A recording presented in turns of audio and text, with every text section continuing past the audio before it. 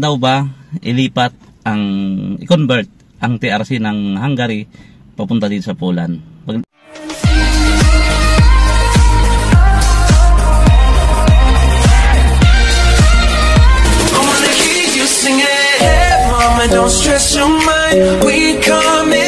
Hi guys, isang magandang araw po, mapagpalang araw sa mga kapwa ko OFW kung saan panig ka man ng mundo, laban kabayan.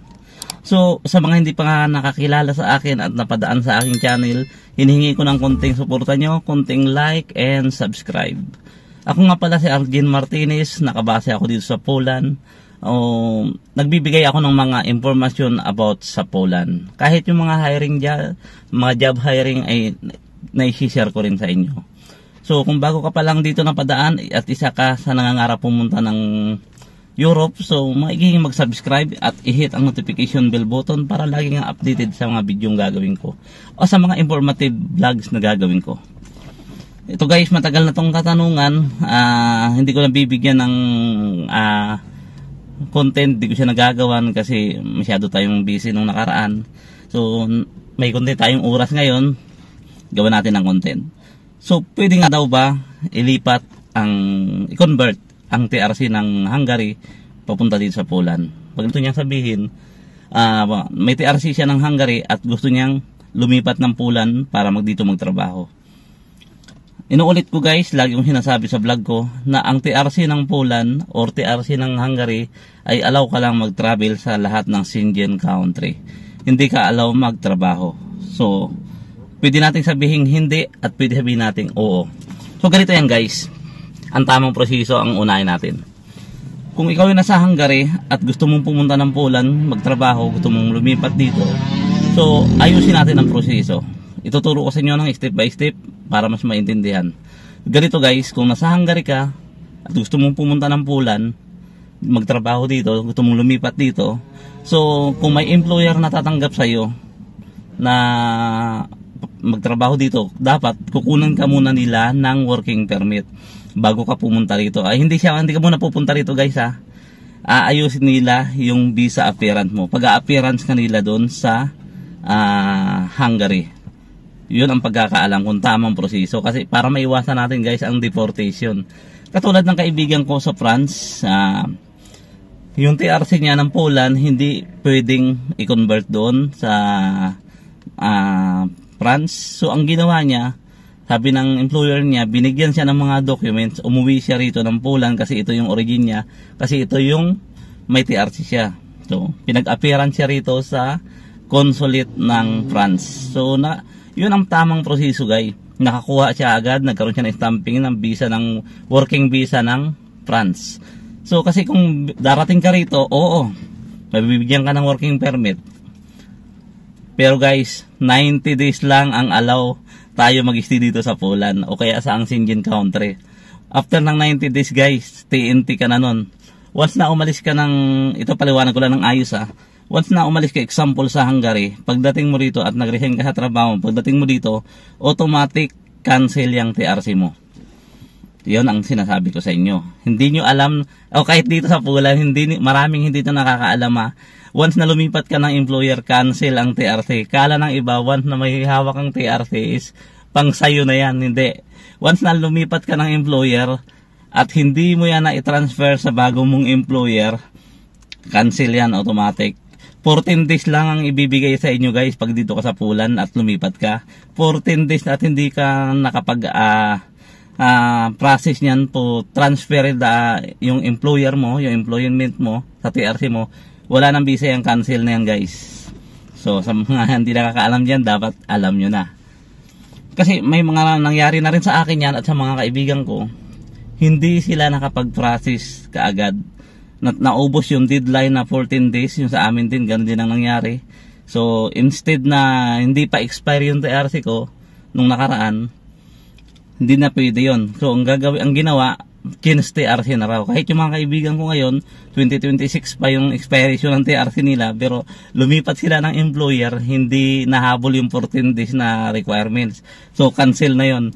So ang gagawin ngayon, i-apply sila ng bagong TRC. Yun ang totoo dito sa Poland. Balik tayo sa topic guys, about sa Hungary. Sana nga ba tayo? Yun, dapat mag-a-appearance ka doon kung saan bansa ka, kung gusto mong lumipat dito sa Poland. Kahit saan ka namang part ng, for example, yun na nga, kung gusto ng Paris, maging legal ka doon, ganun ang ginawa niya. Dito siya nag-appearance guys, para magkaroon siya ng visa, working visa ng France. Yun, malinaw tayo doon. Kahit sa Spain ka pumunta, for example, hindi yan mako-convert doon. Ang maganda lang sa Spain, meron tayo doong sinatawag na amnesty. So yung mga matagal na doon, magkakaroon na ng papel. O kaya 3 years daw, pwede na mag-apply ng permanent kung maipasa mo rin yung language exam. Yun, ayos tayo doon. Dapat guys, lalo na ngayon, naghihigpit si Poland, dapat ganun yung prosesong gagawin nyo. Kung makatagpo kayo ng employer, bigyan nila kayo ng working permit, lahat ng document na kailangan mo, i-apply ka nila ng visa appearance doon sa France, sa Hungary, sa consulate ng Poland. Marami na rin akong kaibigan o kakilala o mga nag-PM sa akin na gano'n ang ginawa. Nagkaroon lang sila ng yellow card ng Poland, punta sila rito. May TRC sila ng Croatia. Tapos guys, alam mo kung anong nangyari? Slightly takot lang hindi kasi malapit na yung Halloween. Ganito ang nangyari. Na-process yung working permit nila. Pagkatapos ma-process yung working permit nila, nakapag-appearance sila. Binigyan sila muna ng yellow card.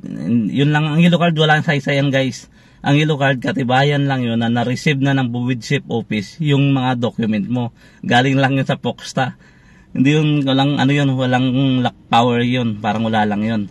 So, nakapag-appearance sila guys, nakapag-biometric. Pero ang naging decision ng, negative pa rin yung decision ng TRC nila. So, na-deport sila, nakailang appeal sila doon sa consul na nagpa-lawyer sila, wala rin nangyari. So deport. Marami siya mga kababayan natin ang napauwi na ng Pilipinas. Yung iba may visa pa, may TRC pa namang hawak, dumiretso ng Spain, dumiretso ng France, tumakas. Kasi bibigyan ka lang ng Poland na police border na nung sila binigyan lang sila ng 7 days para umalis na ng Poland Usually ganyan ang nangyayari. Ang pagsapulan naman, ito pa, kaalaman ng lahat, yung TRC niya galing Croatia, siyempre umalis na siya sa trabaho niya, kinansela ng employer yon. Pagdating dito, na-check ng border police na cancel na yung TRC. So ngayon guys, ipapatupad na ng, baka ngayong November 8, or November 10 pala, sorry, ipapatupad na yung exit re-entry system.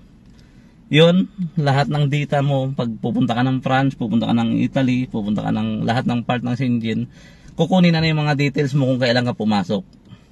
So, doon na nila malalaman yung 90 days na pwede i-stay doon. Pag lagpas doon, at nalaman nila pagbalik ko na sobra na ako sa 90 days, baka hindi na nila ako papasukin ulit. Yun ang system ng siguro, ng exit re-entry system na yun. Yun ang niya, ang magiging papel niya. So, gayon na nga guys, sana naintindihan nyo yung aking konting paliwanag ngayong araw. So, maraming sasamantaling ko na lang yung pagkakataon na ito, magpapasalamat sa mga laging nanonood ng vlog ko. Paki-like na lang guys, share nyo na rin kung informative to sa tingin nyo, para makatulong tayo sa ibang kapwa Pilipino natin na gustong gawin yan, yung planong yan. So, ako nga pala si Arjen Martinez, ang nagsasabi ng if you want to be a successful, living a simple life is the key. So guys, pahabol ko lang guys, nung nakaraan nag-vlog ako ng mga agency na papunta dito sa Europe. So guys, hindi ko yan pinopromote, inuulit ko, wala akong pinopromote na agency. Yan ay nag-sinishare ko lang kung ano ang nakita ko. Para wala rin mong pinagkaiba yun guys, alam ko nanonood ka ngayon. So sana maintindihan mo. Walang pinagkaiba yan na nakita ko sa Facebook ko at sinare ko. Ganon din lang ang ginawa ko. Sinare ko din sa YouTube channel ko nang nakita kong ads nila. So, para sa mga kababayan natin, yung kaya ko ginagawa. Kaya guys, sana maintindihan mo na ikaw nanonood dyan, alam mo na hindi ko yon pinopromote at wala akong kita doon. Paano kikita doon? Ang gusto ko lang ay tumulong sa kapwa Pilipino. Dapat naintindihan mo yan, Sorry guys, hindi ako galit. Kasi may kababayan tayo nandito sa Poland na pinipilit nilang nagpo-promote daw ako ng agency. Hindi po ako nagpo-promote. Ang binibigay ko lang ay idea na para makapag-apply kayo sa mga nangangarap pumunta ng Pulan. Ha? So, marami namang vlogger pa na nagpo-promote din ng ganyan. Nagdami niyang everyday, mayroon siyang mga content about sa mga hiring sa iba't ibang bansa. Ba't hindi siya yung anuhin nyo? Mas malaki pa nga yung channel niya sa akin eh. Eh ako maliit lang yung channel ko, ha? Nakakatawa ka, alam mo kung sino ka. Hindi ko nga alam, ang laki ng followers mo, ako yung pinanunood mo. Sa daming malalaking channel dyan, bakit yung maliit na channel ang nakikilala mo, ha? What? What the Gago! Sana maintindihan mo, ha? O sige guys, see you and I love you all. God bless you guys. Tawa na lang kasi ako. Sorry. Oh,